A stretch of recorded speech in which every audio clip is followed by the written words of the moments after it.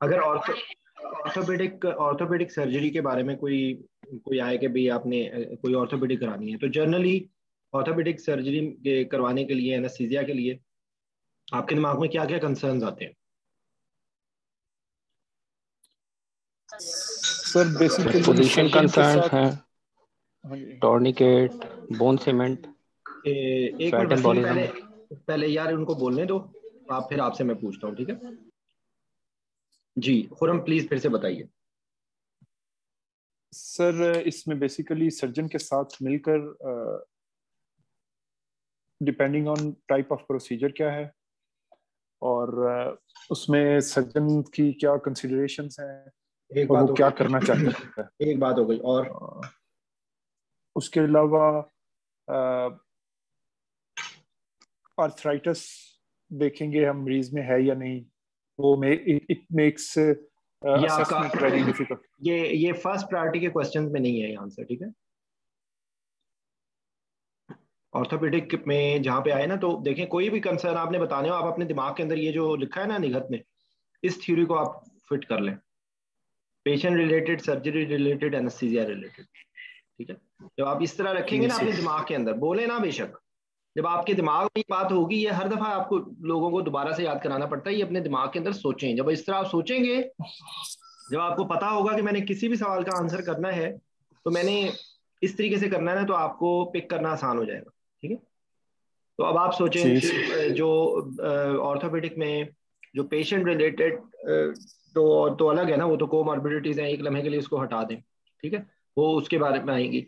Orthopaedic के में bleeding आ जाती है, पेन हो सकता है, एम्बोलिज्म हो सकता है, ठीक है। उसके बाद फिर डिफिकल्ट पोजीशनिंग हो सकती है। उसके बाद जो है ना, ब्लड कंजर्वेटिव स्ट्रेटजीज आपको यूज करनी पड़ सकती हैं, क्योंकि ब्लीडिंग के रेफरेंस से ही, ठीक है।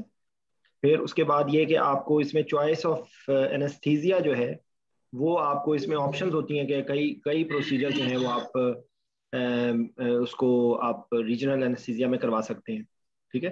तो एक चॉइस ऑफ एनेस्थीसिया की बात आ जाएगी। फिर उसके बाद इसमें जो जैसे मैंने फैट एम्बोलिज्म बताया ना, तो pulmonary embolism, fat embolism high priority, pain high priority, ठीक है, ब्लीडिंग।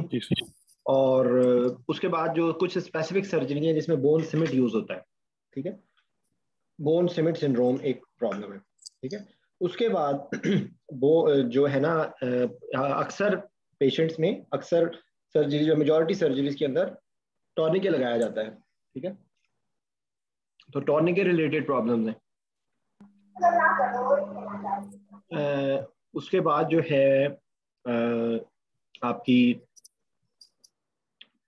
जो अगर अब आप ऑर्थोपेडिक की कॉजेज पे चले जाएं, ठीक है। तो ऑर्थोपेडिक के ग्रुप्स हैं पेशेंट्स हैं। कुछ ऑर्थोपेडिक सर्जरीज होती हैं जो बच्चों की होती हैं, जो कंजेनिटल एनॉमलीज के लिए ऑर्थोपेडिक सर्जरीज की जाती हैं, टेंडन रिलीज होते हैं, कोई जो फुट की डिफॉर्मिटीज होती हैं उनके लिए की जाती है जी। अच्छा, उसके बाद कुछ ऑर्थोपेडिक जो सर्जरीज होती हैं वो एक्सट्रीम ऑफ एज पे, आप दूसरी एक्सट्रीम पे चले जाएं, कि टिपिकल एक सिनेरियो होता है कि ओल्ड एज का पेशेंट होते हैं जिनको आमतौर पे मल्टीपल कोमॉर्बिडिटीज भी होती हैं, वो बाथरूम में गए और स्लिप हो गए और उनका हिप फ्रैक्चर हो गया, ठीक है। तो वो एक एज ग्रुप होता है। और फिर एक ग्रुप होता है जिसमें ट्रॉमा होता है, ठीक है। तो जहां पर ट्रॉमा होता है, यूजुअली वो आपने दिमाग में होना चाहिए कि अनटिल अनलेस प्रूव अदरवाइज, आपने पॉलीट्रॉमा का जिक्र, ये नाम है इसका, आपने अदर एसोसिएटेड, आपने बोलना जरूर है कि भाई एक एसोसिएटेड ट्रॉमा नहीं होता, आपने बाकी चीजों को भी रूल आउट करना है, ठीक है। उसमें आपको जो है वो हेड इंजरी भी आ सकती है, कोई भी ट्रॉमा के रेफरेंस से आ सकती है चीजें, ठीक है। और उसमें एक स्पेसिफिक और जो टर्मिनोलॉजी आपसे पूछी जा सकती है या आपको पता होनी चाहिए, वो रैप्डोमाइलाइसिस ट्रॉमा के रेफरेंस है, in addition to other things, ठीक है। अच्छा, फिर उसके बाद जो है ना, ट्रॉमा ये ऑर्थोपेडिक की कुछ पोर्शन ये होता है कि जिसके अंदर कोई मतलब लाइक ये कि आपकी जॉइंट की रिप्लेसमेंट्स है, ठीक है। तो ये है ऑर्थोपेडिक सर्जरी की, ऑर्थोपेडिक एनेस्थीसिया की डोमेन, ठीक है। तो जब भी आपने कोई भी ऑर्थोपेडिक सर्जरी के बारे में आए, तो आपके दिमाग के अंदर ये बातें आ जानी चाहिए। हो सकता है किसी में सारी हो हो सकता है किसी में से एक बात हो, किसी में से दो बातें हो। तो ये एक उसकी बर्ड आई व्यू है ऑर्थोपेडिक एनेस्थीसिया का, ठीक है। अच्छा, उसके बाद अब इंडिविजुअली अगर हम अलग अलग चलें तो सबसे पहले अगर हम टॉर्निके पे ऊपर ही आ जाएं, ठीक है।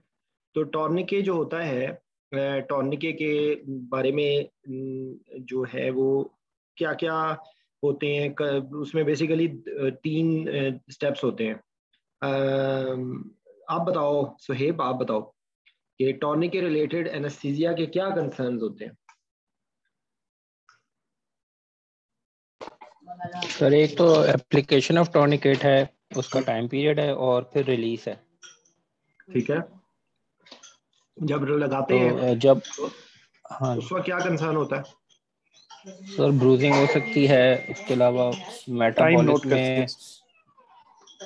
हाँ जी, यार ये प्लीज देखिए, एटीपी। आपके पीछे बहुत ज्यादा शोर आ रहा है सुहेब जी। जी सुहेब बताइए। जी सर, एटीपी डिक्रीज करता है, एसिडोसिस करता है। नहीं नहीं, एक सेकंड, एक सेकंड, एक और सेकंड, अभी अभी वहीं पर है। ये आपके पीछे बहुत शोर आ रहा है, देखें ये थोड़ा सा ना डिस्टरबेंस होगी इस तरीके से।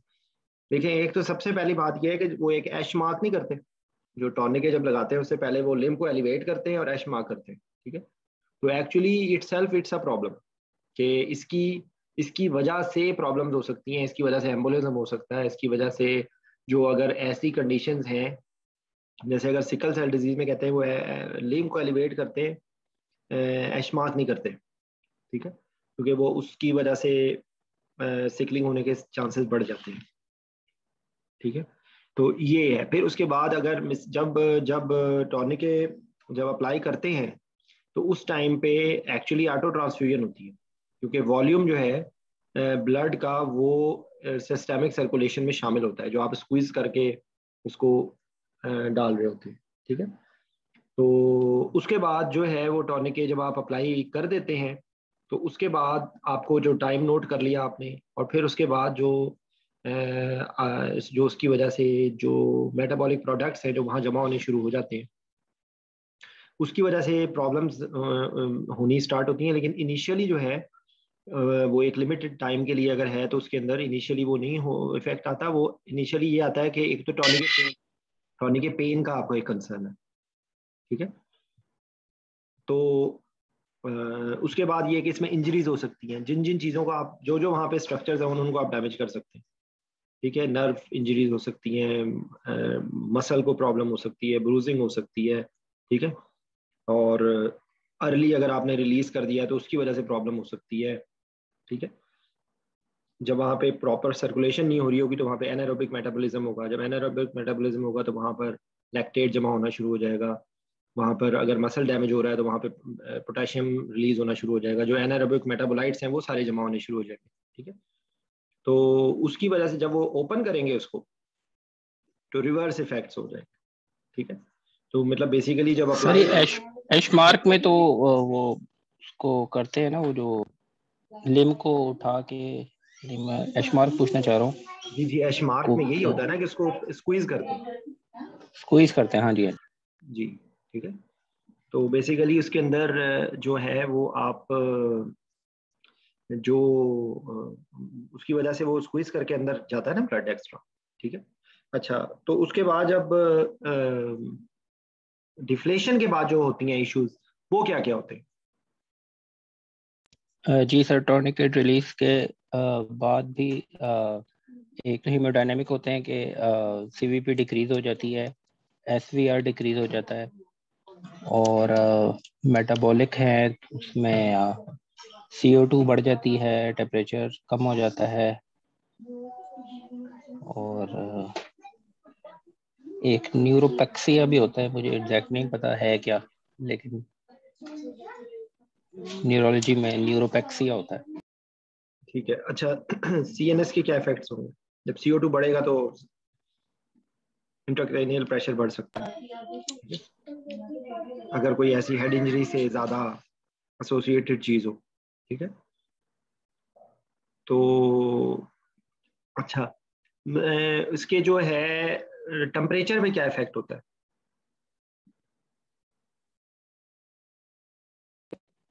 हाइपोथर्मिया होता है। टॉनिक के रिलीज पे होता है ना, और टॉनिक के जी इन्फ्लेशन सर, रिलीज पे।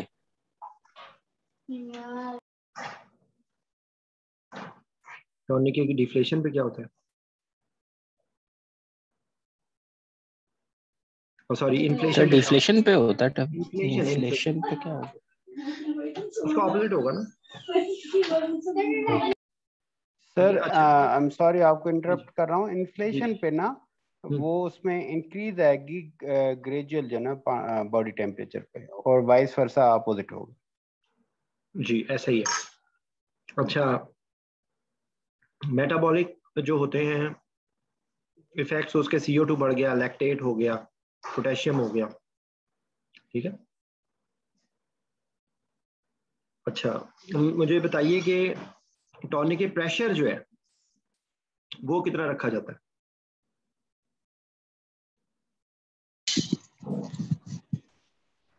सर अच्छा, उसमें अपर लिम लोअर लिम के लिए अलग अलग है। जी क्या है? अपर लिम में 150 अबव सिस्टोलिक और लोअर लिम में 100 अबव सिस्टोलिक। लोअर लिम में 100 है और अपर लिम में 150 है। उलट बता रहे हो उलट बता दिए। यार। ये प्लीज आप ना, सुहेब आपकी वजह से बहुत डिस्टरबेंस हो रही है। Try to be in a peaceful place, ठीक है। ठीक है। और ये प्रेशर जो है ना, इसका इसका एग्जैक्ट क्या होता है? मतलब बेसिकली जब आप टॉनिक की प्रेशर लगाते करते हैं तो आपका मकसद क्या होता है?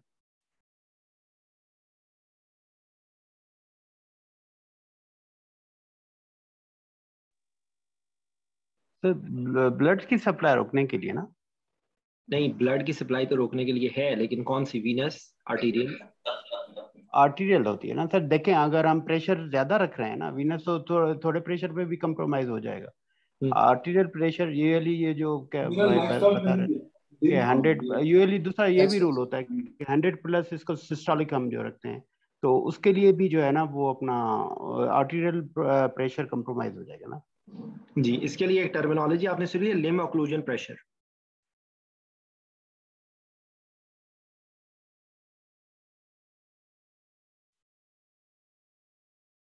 जी, किसी ने नाम सुना है लिम्ब ऑक्लूजन प्रेशर का? सर सिर्फ नाम ही सुना है सर। क्या होता है लिम्ब? सर इसमें इसमें वो डिजिटल पल्सेस देखते हैं, और जहाँ पे वो आनी बंद हो जाए वहां पे रुक जाते हैं। जी, बेसिकली असल में पर्पस ये होता है कि जो ये जिस जिस ये उसके लिए टू बी एक्यूरेट आप हाथ से मैनुअल भी कर सकते हैं, लेकिन डॉपलर के जरिए किया जाता है इसको, ठीक है। जो एग्जैक्ट इसका तरीका है, जाहिर बात है वो प्रैक्टिकली कोई नहीं करता, लेकिन आपको एग्जैक्टली पता होना चाहिए थ्योरेटिकली कि एग्जैक्टली क्या होता है, ठीक है। तो लिम्ब ऑक्लूजन प्रेशर जो है ना, उसके जरिए आप उसको करते हैं, ठीक है। तो अच्छा, उसके बाद ड्यूरेशन का क्या होता है?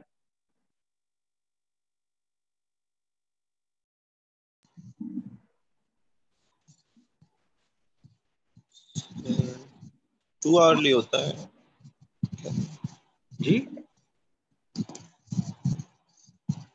सर। 2 आवरली कहते हैं कि रखना चाहिए, उसके बाद फिर रिलीज करना चाहिए। 2 आवरली बोलेंगे या 2 आवर तक रखेंगे? 2 आवर तक रख के फिर हमें रिलीज करना है। अगर प्रोसीजर लंबा चलता है तो हम रिलीज करके फिर थोड़ी देर बाद फिर से वो कर देंगे। ठीक है।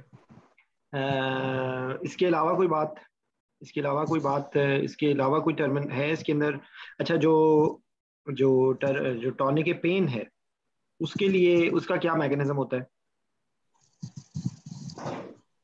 तो ये C5, आई एम सॉरी मैं इंटरप्ट कर रहा हूँ। जी, एज ए बता दें प्रियोरिटी टू बी बता दें। Viva candidate. आप सी बताएं। फाइबर से एमसीक्यू भी आता है। सी फाइबर्स के थ्रू जो है ना वो होता है। और उसके पेन के लिए ना हम केटामिन दे सकते हैं, कोई एडजंक्ट दे सकते हैं। यही होता है सर। नहीं, क्या और इसके अलावा? इसमें मिनिमाइज हमने टाइम रखना है कि पेन ना हो, यानी कि मिनिमाइज टाइम कोशिश करनी है कि मिनिमाइज इन्फ्लेटेड हो टॉनिक के। ठीक है, मिनिमम होता है। और बेसिकली इसमें आप पैरास्टामोल भी दे सकते हैं, इसमें केटामीन भी दी जाती है, ठीक है। तो ये सारी चीजें हैं जो टॉर्निक के बारे में आपको पता होनी चाहिए, ठीक है। टॉनिक अप्लाई करते वक्त क्या होता है, रिलीज के वक्त क्या होता है। सर मुझे थोड़ा सा एक कंफर्म बात करनी थी कि कार्डियोवैस्कुलर इफेक्ट्स में सिस्टमिक वेस्कुलर रेजिस्टेंस बढ़ेगा या कम होगा? जब टॉनिक लगाएंगे तो क्या होना चाहिए आपके ख्याल से? मेरे ख्याल में बढ़ना चाहिए ना सर। तो सिस्टेमिक वेस्कुलर रेजिस्टेंस बढ़ती है और हार्ट के और अपोजिट होगा व्हेन आप उस टाइम उसको पे रिलीज तो करेंगे। उस टाइम पे तो देखें, सिस्टेमिक वेस्कुलर रेजिस्टेंस बढ़ने का तो चले जो इफेक्ट होता है सो होता है, वो इतना ज्यादा शायद प्रोनाउंस नहीं होता होगा, लेकिन जो खोलने का है ना, डिफ्लेशन का, वो उस टाइम पे सिर्फ डिफ्लेशन का चक्कर नहीं होता। एक तो ये कि वॉल्यूम आता है वापस, ठीक है, और दूसरे ये जो जो इतनी देर बाद जो मेटाबोलाइट्स होते हैं ना, दे आर वेजोडाइलेटर्स, तो उनकी वजह से सिस्टेमिक वेस्कुलर रेजिस्टेंस कम होती है, ठीक है। तो थ्योरेटिकली उसमें बढ़ सकता है, लेकिन वो कोई प्रोमिनेंट इफेक्ट नहीं है, मतलब लाइक कि क्योंकि वो एक लिम्ब इज नॉट, वो उसको अकोमोडेट कर जाता है, लेकिन वॉल्यूम बढ़ जाता है, यानी कि इफेक्टिव सर्कुलेटरी वॉल्यूम बढ़ जाएगा। तो एक पेशेंट है जो माइट्रल स्टीनोसिस का है या एओर्टिक स्टीनोसिस का है या कोई भी ऐसी कंडीशन है जो है वो कार्डियोमायोपैथी है, हार्ट फेलियर है, तो उसके अंदर आपको ये वॉल्यूम नॉर्मल पेशेंट के अंदर तो शायद वो टॉलरेट कर जाए, इसके अंदर जो है वो उस टाइम पे एक्यूट पल्मोनरी एडिमा में जा सकता है, ठीक है। ये इसकी थ्योरी है। अच्छा, उसके बाद जो एक टॉपिक छोटा सा है वो है बोन सीमेंट सिंड्रोम, ठीक है। तो बोन सीमेंट सिंड्रोम क्या होता है? अच्छा सारा सर एक क्वेरी थी।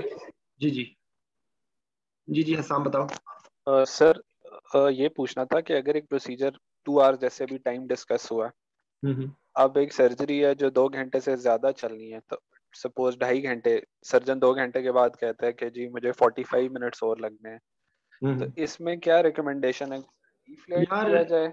देखो इसके अंदर मैं आपको एक बात बताऊं, एक ये सवाल है सर। नहीं देखिए मैं आपको एक बात बताऊं, ये यूजुअली ये ये इट्स अ मिक्स्ड कंसर्न, इसके अंदर कोई फिक्स्ड रूल नहीं है, ठीक है। अगर बहुत ज्यादा टॉर्निक के टाइम होगा तो होगा क्या, अल्टीमेटली होना क्या है? रेब्डोमायोलाइसिस होगा सर। रेब्डोमाइलाइसिस हो सकता सर है, इस्केमिक इंजरीज के कंसर्न्स है, एनारोबिक जो लैक्टिक एसिड और वो चीजें बन रही हैं उनके कंसर्न्स हैं। हाँ जी, असल में देखिए वही मैं आपको बताऊं कि ये कोई फिक्स्ड रूल नहीं है कि ये आप जो बता रहे हैं ना कि ये 1 पॉइंट हो सकता है कि किसी में 1.5 आवर से पहले भी हो जाए, ठीक है।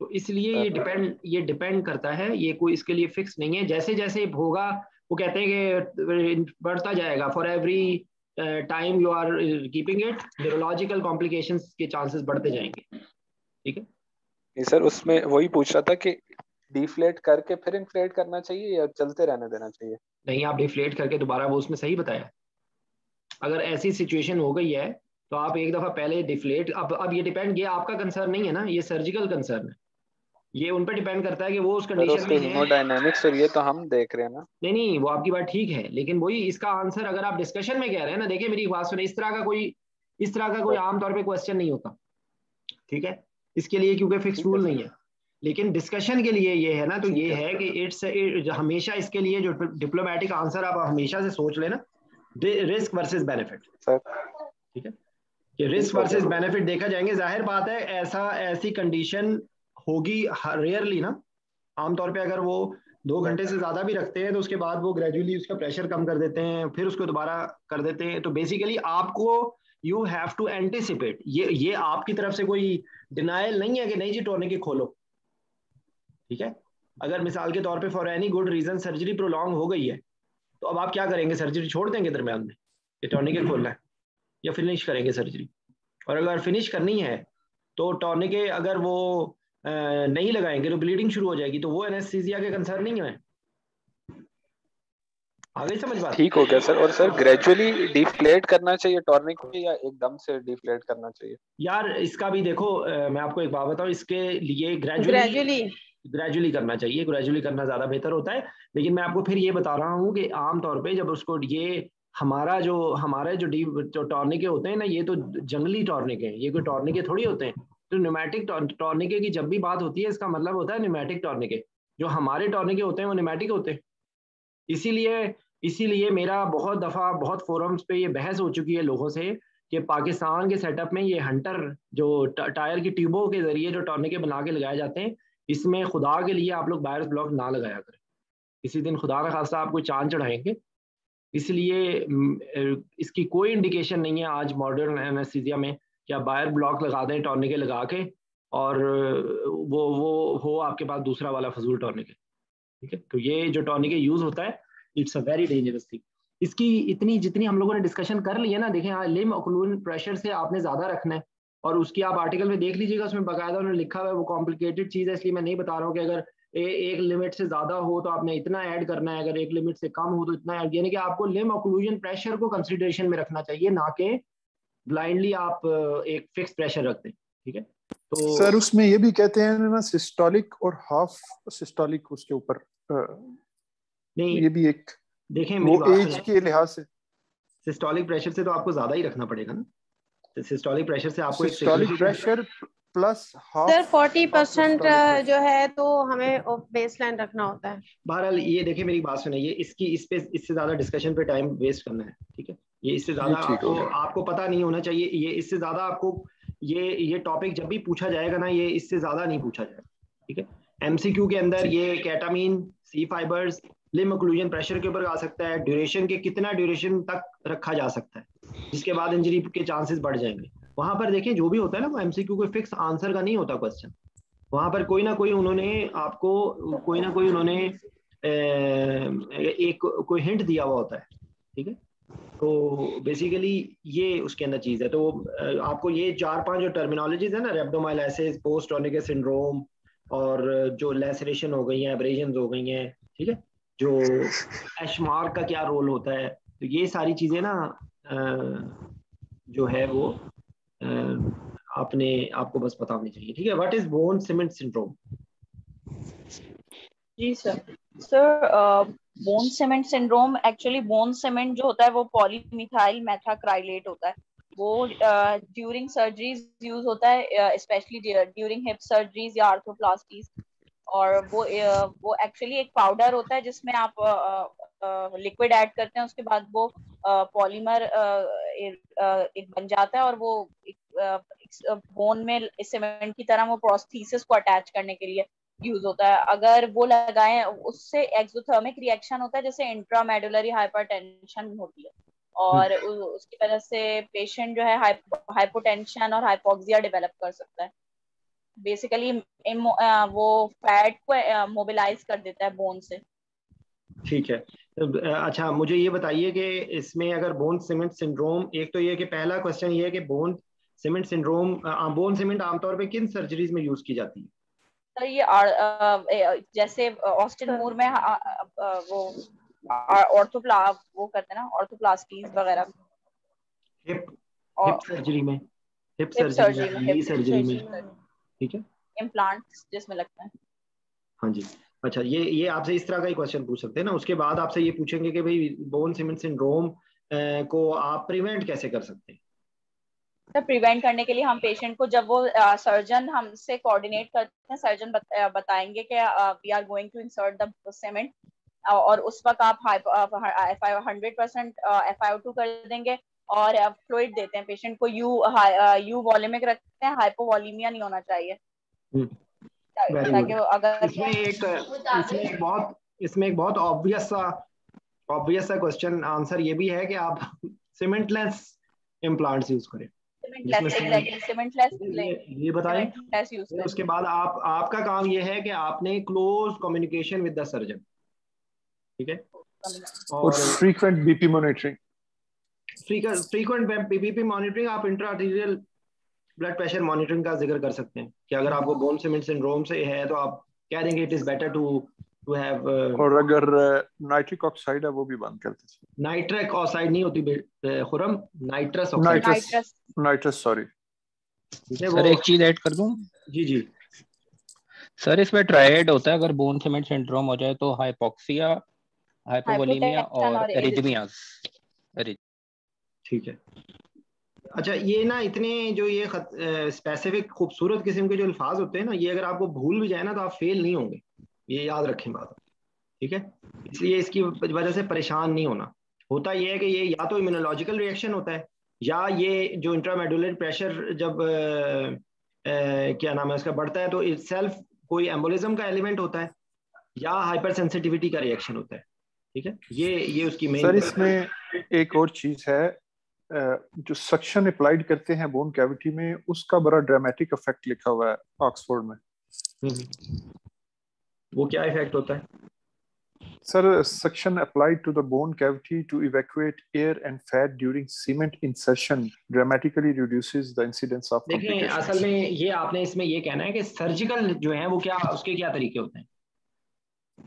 जो सर्जन है ना वो उसमें एक डिस्टल वेंट कर सकता है, वो रिट्रोग्रेड कर सकता है, होल कर देता है जिससे वो वेंट करता है प्रेशर वेंट करने के लिए इंट्रामेडुलरी। ये असल में आपका ये बेसिकली आपका नहीं है, आपका ये है कि आपने मेंटली प्रिपेयर रहना है, आपने उस टाइम पे वॉल्यूम को अच्छा रखना है, आपने ब्लड प्रेशर को बेहतर कर लें, बल्कि थोड़ा सा अगर समझ रहे हैं तो आप थोड़ा सा ज्यादा कर लें, ताकि जब उस टाइम पे जब अगर कोलैप्स हो तो आपके पास वो हो, आपके पास वॉल्यूम सॉरी आपके पास मार्जिन हो।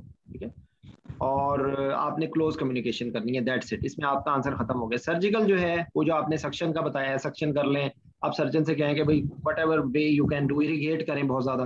ठीक है, और जो है वो रिट्रोग्रेड यूज करें और वेंट कर दें, ये सारी चीजें। ठीक है, और लिवाज का बहुत है, ये सक्शन का भी है जो आपने बताया ना, ये सारी चीजें आपने सही बताई है। ट्रीटमेंट क्या करेंगे, ये जब आपसे ये टॉक्स में भी पूछ सकते हैं भाई, कोई एक सर्जरी हो रही है, सडन पेशेंट कोलैप्स हो गया है, क्या क्या डिफरेंशियल डायग्नोसिस है। तो अगर कोई ऐसी सर्जरी है जिसमें बोन सीमेंट लग सकता है ना, तो पल्मोनरी एम्बोलिज्म, फैट एम्बोलिज्म या और कोई पेशेंट रिलेटेड प्रॉब्लम्स, उसके साथ आपने जो है वो एक बोन सीमेंट का नाम ले लेना है। ऑर्थोपेडिक में जब होना तो आपके दिमाग में tourniquet, bone cement syndrome, pulmonary embolism, fat embolism घूमते रहना चाहिए, आपके दिमाग से निकलना नहीं चाहिए किसी भी सूरत। ठीक है, ट्रीटमेंट में एबीसी करेंगे, एयरवे ब्रीथिंग सर्कुलेशन 100% ऑक्सीजन देंगे, आईवी फ्लूइड्स देंगे, और सर्जन को इन्फॉर्म करेंगे, कॉल फॉर हेल्प देंगे। और अगर पेशेंट अगर इंट्यूबेटेड नहीं है और नीड फॉर इंट्यूबेशन है तो इंट्यूबेट भी करेंगे। ये बेसिकली सपोर्टिव ट्रीटमेंट है, इसका कोई खास ट्रीटमेंट नहीं। हीमोडायनामिक सपोर्ट करेंगे, जो हो रहा है वो आपको ट्रीट करना है। सर हेमोडायनामिक सपोर्ट में अल्फा एगोनिस्ट जो हैं उनको सुपीरियरिटी है टू एड्रेनालिन। देखिए मेरी एक बात सुने, ये सिर्फ बोन सीमेंट सिंड्रोम के लिए नहीं है, ये हर जगह के लिए। ठीक है, ये जो ये आप एक कोशिश करें कि वहां पर किताब से जितना दूर भागेंगे ना उतना आपका वाइवा अच्छा होगा, समझ आई। ये जब भी आपको वेजोप्रेशर इफेक्ट चाहिए होता है ना, तो अनलेस एंटिल पेशेंट कोलैप्स नहीं हो गया, तो answer is epinephrine, answer is not epinephrine या वेजोप्रेशर्स, नॉट एड्रीनालिन। ठीक है, क्योंकि एड्रीनालिन जो है वो हार्ट के ऊपर प्रेशर डालती है, एड्रीनालिन से टैकीकार्डिया भी होता है। ठीक है, तो ये सिर्फ स्पेसिफिकली बोन सीमेंट के लिए नहीं है, ये हर जगह जहां पे आपको पता है कि वेजोडाइलेटेशन हुई है ना, तो वहां पे आपने vasopressor is first, vasopressor and fluids. ठीक है, basically epinephrine is combination of inotrope and vasopressor and even vasodilator. अब आप कहेंगे वेजोडाइलेटर कहां से है, ये वेजोडाइलेटर कैसे है? बीटा 2 रिसेप्टर्स पे अफेक्ट बीटा 2 कहां पे? वेसल्स में। कौन सी वेसल्स? Major vessels. नहीं, मेजर वेसल्स ये आंसर नहीं है। स्केलेटल मसल्स में सर।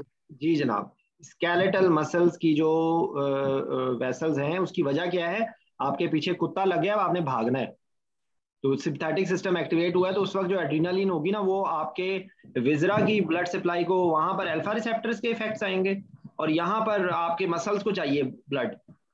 ठीक है, तो ये अल्लाह ने ऐसा निज़ाम बनाया है कि वहां पर बीटा 2 रिसेप्टर्स रख दिए हैं और वो बीटा 2 रिसेप्टर्स जो है वो स्मूथ मसल की रिलैक्सेशन करवा रहे हैं, वहां पर अल्फा 1 रिसेप्टर्स रखते हैं और वो स्मूथ मसल को वेजो कंस्ट्रक्शन करवा रहे हैं। ठीक है, तो ये इसकी थ्योरी है। तो ये बोन सीमेंट सिंड्रोम खत्म हो गया। अच्छा, अब अगला topic Nusrat, what is fat embolism? Sir fat embolism जो है तो सर ये लॉन्ग बोन फ्रैक्चर जो है जब होता है तो उसमें चांसेस होते हैं सेकेंड 48 आवर्स तक फैट एम्बोलिज्म के, और ये भी मेडिकल इमरजेंसी होती है। अच्छा, इसमें भी एक मिनट आप मुझे सिर्फ ये बताओ कि क्या कोई और सर्जरी होती है जिसके अंदर फैट एम्बोलिज्म हो सकता है? आपने सिर्फ कहा है ना लॉन्ग बोन का फ्रैक्चर होता है, तो क्या और कोई सर्जरी होती है? मोस्ट कॉमनली सर ये मैं बता रही हूँ क्या आरटीए में जो और मैंने ये सर सवाल नहीं उसमें पूछा। हाँ जी, और सर मेरे ज़हन में नहीं आ रहा। कोई एक सर्जरी सोचें। फैट एम्बोलिज्म, कॉस्मेटिक सर्जरी जो हाँ सर लिपोसक्शन लिपोसक्शन और नॉन ट्रॉमा रिलेटेड भी कंडीशंस होती हैं जिनके अंदर हो सकता है, ठीक है। नॉन ट्रॉमा रिलेटेड भी होती हैं ऐसी कंडीशंस, ठीक है। ऑस्टियोमाइलाइटिस में हो सकता है। ऑस्टियोमाइलाइटिस सर मैंने नहीं सुना, कभी पढ़ा नहीं है इस चीज को। मतलब नॉन ट्रोमेटिक आप इतना ज़हन में रखें कि यूजुअली अव्वल तो यह है कि खुद से इस क्वेश्चन की तरफ भागने की जरूरत नहीं है। उससे कहें कि यूजुअली जो है वो ट्रॉमे में होता है। कुछ और सर्जरी जैसे लाइपोसक्शन है, बर्न है, उसके अंदर भी ऐसा हो सकता है फैट एम्बोलिज्म, ठीक है। क्योंकि फैट एम्बोलिज्म की क्या, अच्छा फैट एम्बोलिज्म की क्या होती है, what happens actually? Fat embolism sir इसके कॉन्सिक्वेंसेस पूछ रहे हैं या जो है तो होता क्या है, सिम्टम्स पूछ रहे हैं? होता क्या है? फैट चली गई है, फैट ने क्या किया? सर ये उसको जो है तो वेसल को जो है कि लंग में जो वो अक्लूड करेगी। नहीं, वो बात की बात देखिए। फैट एम्बोलिज्म में एक ज़हन में रखें बात, फैट एम्बोलिज्म में और बाकी एम्बोलिज्म में डिफरेंशिएट करने में ही अक्सर होता है कि usually it can occur actually, लेकिन इसका सिम्टम रिलेटिवली ग्रेजुअल हो सकता है। समझ आई बात आपको? पल्मोनरी एम्बोलिज्म और इसके में तो इसलिए इसकी इम्यूनोलॉजिकल रिएक्शन भी होता है, इम्यूनोलॉजिकल रिएक्शन होता है। और इसके अंदर एक और चीज साथ नहीं होती जो और किसी एम्बोलिज्म में नहीं होती। वो कौन सी चीज होती है? पेटिकी सर। तो ये बोलो ना। पेटिकल रैश। तो सर मैं आपसे ये पूछूं कि सिम्टम्स पूछ रहे हैं या उसके कॉन्सिक्वेंसेस पूछ रहे हैं? तो उसमें सर पेटिकल रैशेस होंगे। इसके अलावा जो है तो रेटिनल चेंजेस आती हैं इसके अंदर। और इसमें जो तो हेमाप्टिसिस हो सकता है। और जो है तो बाकी टैकीकार्डिया एंड हाइपोटेंशन ये तो होते ही हैं। और इस क्या क्या, मैं आपसे डायग्नोस्टिक क्राइटेरिया रट्टा में नहीं पूछता, आप मुझे बताएं इसको डायग्नोस करने के लिए क्या क्या आपको टेस्ट करवाने पड़ेंगे, कैसे पता चलेगा आपको, क्या क्या चीजों से पता चलेगा? वो रट्टा आप याद कर लीजिएगा। इसमें सर रेटिनल चेंजेस होती हैं। एक तो वो है सर जैसे स्प्यूटम जो है उसके अंदर भी जो है तो फैट ग्लोब्यूल्स मिल सकते हैं। और इसके अलावा पेटिकल रैशेस होते हैं। तो ये थ्रोम्बोसाइटोपेनिया होगा। एक मिनट खुरम, इनको बोलने दो प्लीज जी। पेटिकल रैशेस होंगे। और आपने अभी तक हाइपोक्सिया नहीं बोला सर। हाइपोक्सिया, टैकीकार्डिया, तो ये बोलना है। ये देखें वहां पे एग्जामिनर को खुद से यूं पता तो नहीं चलेगा। और जब मैंने आपसे ये सवाल पूछा ना कि क्या होगा, तो इसका अंडरस्टूड बात ये है कि आपने दोनों चीजें बतानी है। समझ आई? फैट एम्बोलिज्म जब होगा तो उसमें हो क्या रहा है, उसकी पैथोजेनेसिस क्या है, और अगला स्टेप उसका ये है कि उसके अंदर सिम्टम्स क्या होंगे, साइंस क्या होंगे, सिम्टम्स क्या होंगे, ठीक है। तो ये वहां पर आप एग्जामिनर से ये नहीं पूछ सकती कि मैंने आपको क्या बताना है। आप ये अंडरस्टूड आप दिमाग में रखें कि वो आपसे यही सवाल पूछना होगा ना उसने। तो वहां पर अपने आप को, आप कुछ चीजों को आप एंटिसिपेट करें। फैट एम्बोलिज्म का वो क्वेश्चन होगा तो वो आपसे यही सवाल पूछेंगे कि भाई फैट एम्बोलिज्म होता क्या है, फैट एम्बोलिज्म में क्या उसकी पैथोफिजियोलॉजी, पैथोजेनेसिस होती है, उसको डायग्नोज कैसे करते हैं, ठीक है। तो डायग्नोज करने के लिए क्या क्या चीजें की जाती हैं? एक आपने बता दिया पिटिकी होते हैं, तो वो पिटिकी तो क्लिनिकल चीज होती है, ठीक है। उसके बाद फैट के लिए आप क्या क्या चीजें देखेंगे? तो उनका स्प्यूटम होता है, उसके अंदर आते हैं, इसके अंदर यूरिन। ये आपने स्पूटम कहाँ से पढ़ा है? सर मैंने पढ़ा है। और मैं थोड़ा सा डाउटफुल भी हो रही हूँ सर। रेटिनल चेंजेस तो आती हैं। और मुझे ये बताएं कि मेजर क्राइटेरिया, अब आप गट क्राइटेरिया बता दें। चले, तो आप गट क्राइटेरिया याद करेंगी ना, तो ये फैट ग्लोब्यूल्स आखिर में लिखा हुआ है और आप सबसे पहले स्पूटम लिखने लगी। आपने हाइपोक्सिया नहीं बताया, आपने सीएनएस की चेंजेस नहीं बताई, और आप पहले सर कंफ्यूजन होगी। तो ये बोलना है, और ड्राउजीनेस होगी। मेजर क्राइटेरिया इसका क्या होता है? अब सुन ले मेरे, मेजर क्राइटेरिया के अंदर ये स्किन के पेटिकी होते हैं, हाइपोक्सिया होता है, सीएनएस की चेंजेस होती हैं, और पल्मोनरी एडीमा होता है। ये मेजर क्राइटेरिया है, ठीक है। और माइनर क्राइटेरिया में टैकीकार्डिया है, हाइपरथर्मिया है, एम्बुलस कहीं पर भी हो सकते हैं, किडनी यूरिन में चले जाएंगे, आई में चले जाएंगे, फंडोस्कोपी से नजर आएंगे, ठीक है। और उसके बाद हेमाटोक्रिट, अनएक्सप्लेनेबल हेमाटोक्रिट का लॉस, और थ्रोम्बोसाइटोपिनिया, ठीक है, ईएसआर ज्यादा, और आखिरी में वो लिखा है जो आपको सबसे पहले याद आ रहा है, fat globules present in the sputum. तो वहां सबसे पहले ना फैट बता देना स्पूटम में, और हाइपोक्सिया ना बताना, सीएनएस की चेंजेस ना बताना, ठीक है। पेटिकी और स्पूटम, बस 2 चीजें याद रखना,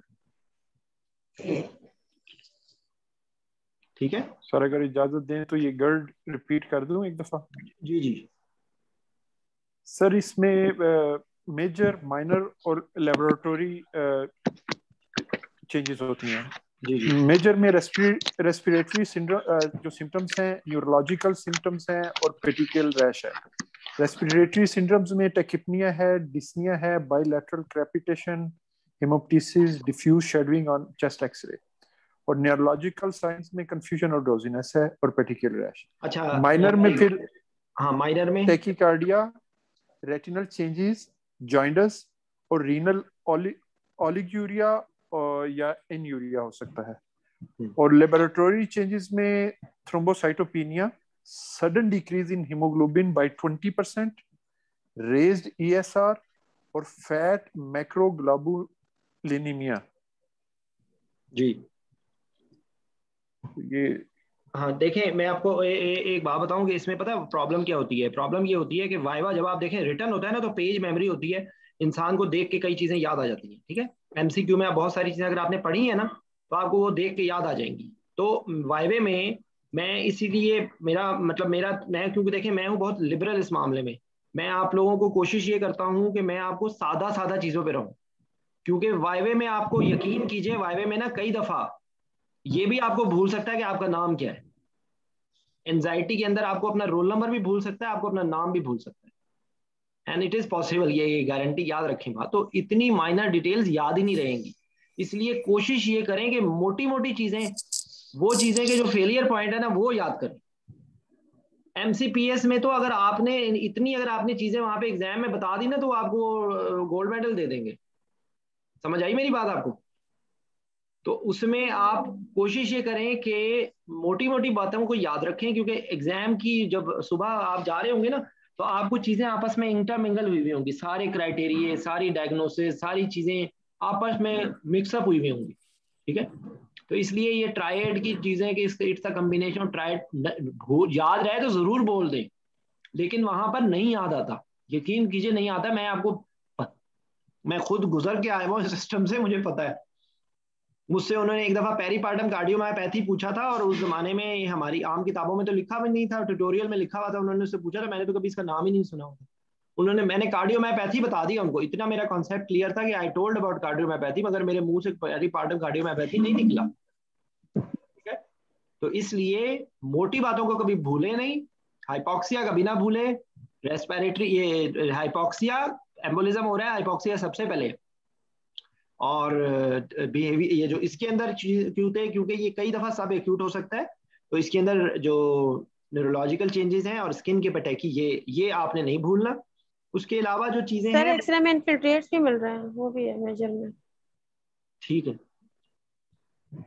मुझे तो इतना याद नहीं है, लेकिन बहरहाल में वो इन्फिल्ट्रेट्स, वो बेसिकली पल्मोनरी एडिमा जो लिखा हुआ है ना, वो वही बायलैटरल क्रेप्स होंगे। हाँ जी, ठीक है। तो ये टॉपिक भी हो गया। इसमें भी ट्रीटमेंट, इसमें भी कंजर्वेटिव ट्रीटमेंट होता है, इसका भी कोई ऐसा स्पेसिफिक ट्रीटमेंट नहीं है, ठीक है। स्टीरॉइड देंगे, कंट्रोवर्शियल है सर, कंट्रोवर्शियल है। आपने वही सपोर्टिव, वही ट्रीटमेंट जो आपने बोन सीमेंट में दिया है, वही ट्रीटमेंट आपका यहाँ पे कोई भी एम्बोलिज्म में वही आपकी होगी कि आपने अगर हार्ट फेलियर हो रहा है तो आपने आइनोट्रोप को भी देने की जरूरत पड़ेगी, फ्लूइड देना होगा, ऑक्सीजनेशन करनी होगी, ठीक है। और लेकिन सर आपने जैसे कहा था कि ये ग्रेजुअल हो सकते हैं इसका क्लिनिकल प्रेजेंटेशन, तो इसमें इसकी अर्ली रिकॉग्निशन और रिससिटेशन जो है वो बड़ी वाइटल है। एग्जैक्टली एग्जैक्टली अगर आपको शक है ना तो आप उसको उस लाइंस पे आप ट्रीट करना शुरू कर देंगे, ठीक है। यानी कि जी जी सर एक क्वेश्चन है कि फैटम बॉयलन सिंड्रोम जो है एम्बुलस सिंड्रोम, इसमें कोई रिस्क फैक्टर्स हो सकते हैं? रिस्क फैक्टर्स है ना, लॉन्ग बोन का फ्रैक्चर इज अ रिस्क। नहीं सर, जैसे मैंने पढ़ा था कि मेल जेंडर या कुछ एज रिलेटेड होती है, या कोई पेशेंट पहले से शॉक में हो, तो ये सब हम बता सकते हैं? देखिए मैं आपको वही बता रहा हूँ ना कि हर टॉपिक का ना एक वो मिजाज होता है। एमसीक्यू के रेफरेंस से आपको ज्यादा डिटेल पढ़नी होती है, ठीक है।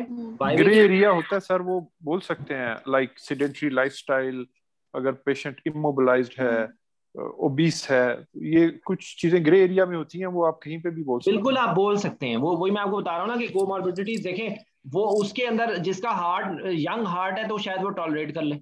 अगर एक पेशेंट की इजेक्शन फ्रैक्शन पहले 45% है या 40% है या 30% है, ठीक है, तो वो आपको जो है वो वहां पे मार्जिन कम होगा ना, ठीक है, बस ये चीज है। अच्छा अच्छा, एक जो है ना अच्छा देखें इसमें ना ये क्योंकि चीजें आपस में ना इंटरमिंगल्ड है, ठीक है, तो बेसिकली ये जब भी आएगा ना ऑर्थोपेडिक से रिलेटेड तो ये कॉम्प्लिकेशंस आपको। अच्छा रेब्डोमाइलिसिस के बारे में थोड़ा बता दें, रेब्डोमाइलिसिस क्या होता है?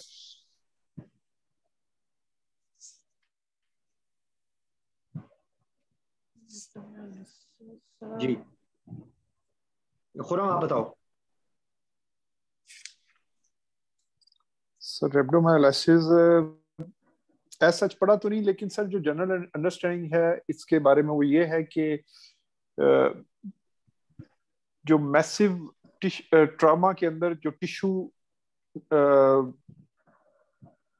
जिस टिश्यू की ब्लड सप्लाई कंप्रोमाइज हो जाती है तो वहां पे जो एसिडोटिक चेंजेस होती हैं, मेटाबॉलिक चेंजेस। हाँ जी, और एक और चीज होती है जिसके अंदर ये होता है वो इलेक्ट्रोक्यूशन है, ठीक है, नॉट नेसेसरीली ट्रॉमा, मतलब लाइक, और इसके अंदर भी बहुत सारी इसकी नॉन ट्रोमेटिक कॉजेज हैं जिनमें एक अल्कोहल भी है, अल्कोहल के अंदर ये ज्यादा चांसेस होते हैं, ठीक है। तो इसके अंदर फिर होता क्या है, रेब्डोमाइलिसिस के लिए भी आपको जो 2 4 5 लफ्ज आपकी हर सूरत हो गए, एक तो ब्रेकडाउन हो गया for any good reason, excessive breakdown हुआ तो उसकी वजह से हाइपरकैलेमिया होगा सर, और एसिडोटिक एसिडोसिस हो जाएगा, lactic acidosis, myoglobin urea, myoglobin sir blood में होगा। जी जी एक मिनट और अल्टीमेटली रीनल फेलियर भी हो जाएगा क्योंकि वो मायोग्लोबिन जाके किडनीज में एटीएन करवा देगा। जी तो इसके अंदर ना आपने इसके अंदर इसका ट्रीटमेंट कैसे करते हैं रेब्डोमाइलिसिस का?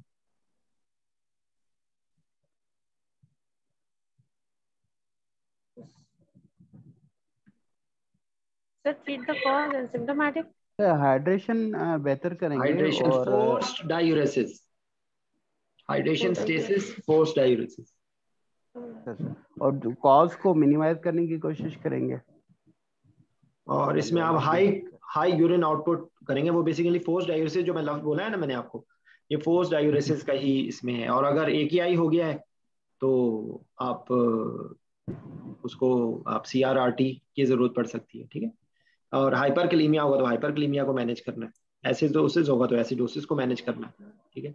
और क्या नाम है उसका, जो मैनिटॉल है, मैनिटॉल का इसमें ना सिर्फ जो एक ऑस्मोटिक डायूरेटिक का रोल एक वो भी होता है, एक स्केवेंजिंग का भी होता है, ठीक है, लाइक ये कि ये फ्री रेडिकल स्केवेंजर होता है, तो ये एक नेफ्रोप्रोटेक्टिव भी एक सॉर्ट ऑफ चीज देता है, ठीक है। तो बाकी जो इसके टेस्ट हैं वो आप ने बता ही दिया है कि यूरिन में होंगे, ब्लड में आपके नॉन स्पेसिफिक आपके जो एंजाइम्स हैं अल्कलाइन फॉस्फेटेज और क्रिएटिनिन काइनेज और सारे बढ़ जाएंगे, ठीक है। और माइग्लोबिनीमिया होगा, माइग्लोबिन यूरिया होगा। ECG में क्या चेंजेस हो सकती है?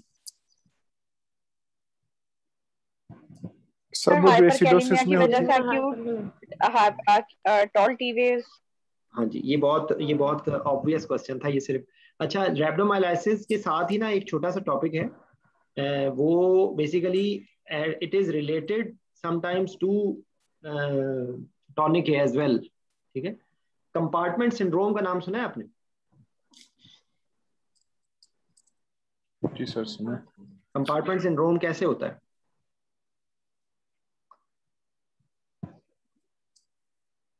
सर जब एक क्लोज स्पेस में किसी टिश्यू की सर्कुलेशन रुकती है तो ड्यू टू इंक्रीज प्रेशर, तो वहां पे कंपार्टमेंट सिंड्रोम हो जाता है। तो कंपार्टमेंट सिंड्रोम में क्या होता है अल्टीमेटली?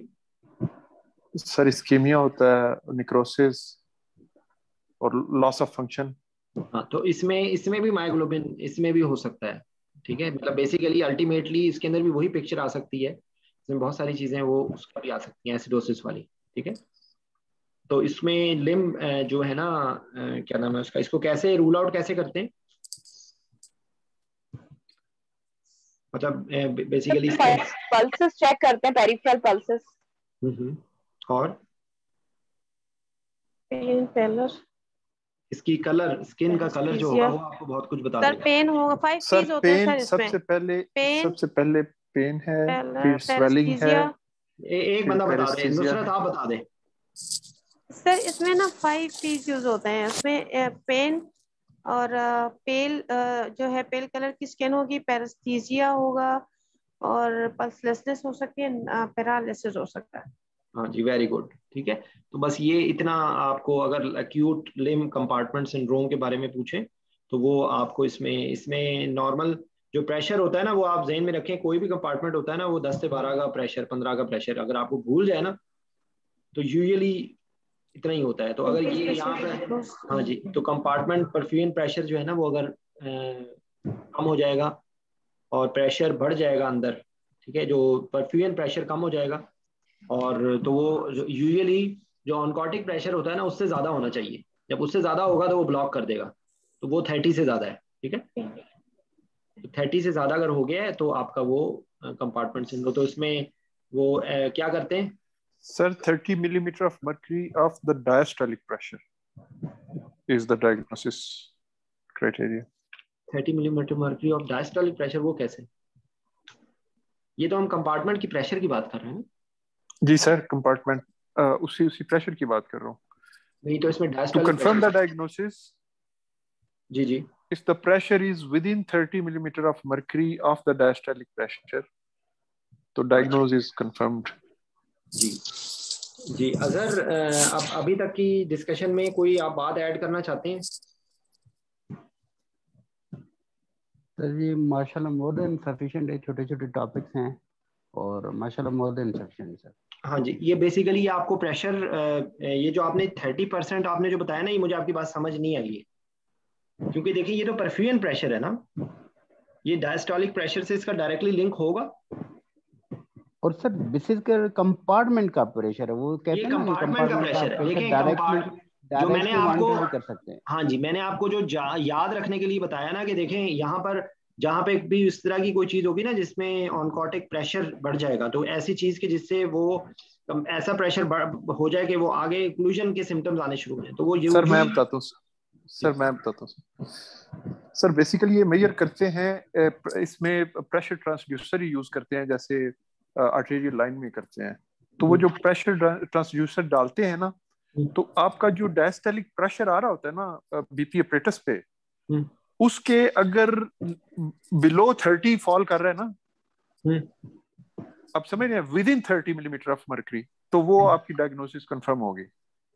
अच्छा, चलो ठीक है। ये भी मैं आपको बता रहा हूँ, ये क्योंकि एक्चुअली हमारी फील्ड नहीं है, ये एक्चुअली ऑर्थोपेडिक सर्जन की फील्ड है, लेकिन आपको इसके बारे में थोड़ा बहुत आइडिया होना चाहिए। और आपको इतना भी ये आप जो बता रहे हैं ना, ये स्पेसिफिक बात है, मैंने नहीं पढ़ी हुई होगी, बात सही कह रहे हैं, मैं ये नहीं कह रहा हूँ गलत कह रहे हैं, लेकिन बहरहाल ये कि मैं क्योंकि मैं हर उस बंदे को जिसको मेरा बताने का मकसद ज्यादा होने का, याद होने का कभी नुकसान नहीं होता। मतलब ये नहीं है कि ज्यादा अगर उन्होंने इतना अच्छे तरीके से बताया तो मैं कहूँ कि नहीं आप भूल जाओ, मतलब ये नहीं है। मतलब ये है कि अगर आपको मिनिमम जो मस्ट नॉट टू फॉरगेट क्या चीज है, ठीक है, वो ये मेरा मकसद है। अच्छा, इसमें क्या ट्रीटमेंट क्या करते हैं? फेशियोटमी कर देंगे,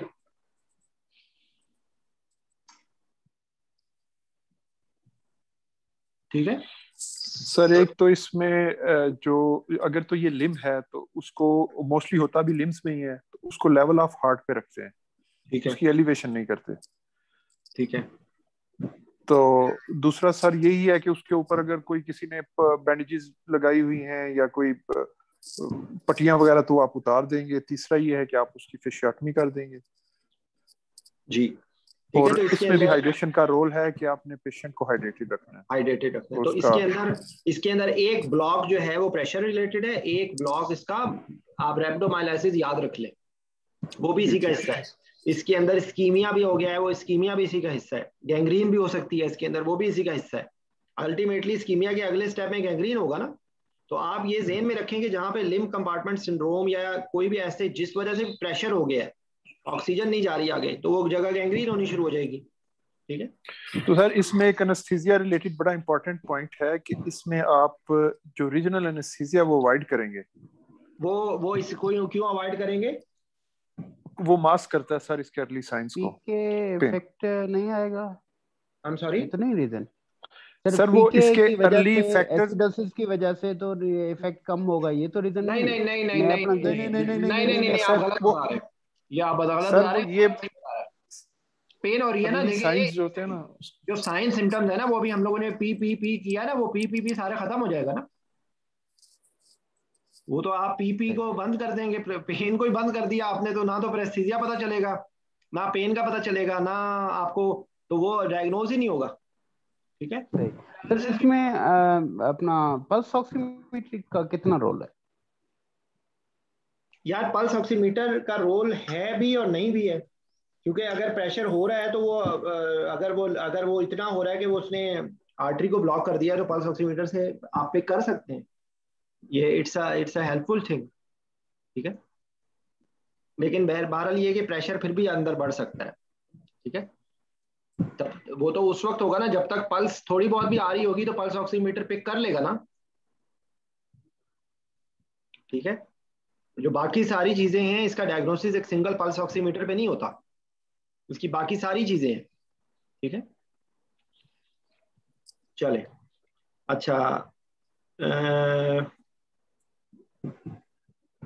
अच्छा, अब ये ना एक मुझे बताइए कि इसमें कोई क्वेश्चन अभी तक कोई डिस्कशन में तो नहीं पूछना? सर इसमें एक प्रोन पोजीशनिंग हो सकती है अगर वर्टेब्रल सर्जरी हो रही है तो। यार वो ना असल में बेसिकली क्योंकि टॉपिक छोटे छोटे हैं लेकिन टाइम ले गए ज्यादा ना, तो कुछ टॉपिक्स इंशाल्लाह ना कल करेंगे। मैं असल में एनर्जी लेवल थोड़ा सा डाउन कभी कभी हो जाता है, तो आज मेरा एनर्जी लेवल इतना अच्छा नहीं है, तो इंशाल्लाह यहीं से हम कंटिन्यू करेंगे, यहीं से हम नर्व इंजरी की बात करेंगे और पोजीशनिंग की बात करेंगे। ठीक है जी, ठीक हो गया। ठीक है, तो उसके साथ इंशाल्लाह। ठीक है, ओके जी, टेक केयर, अस्सलाम वालेकुम। Thank you so much.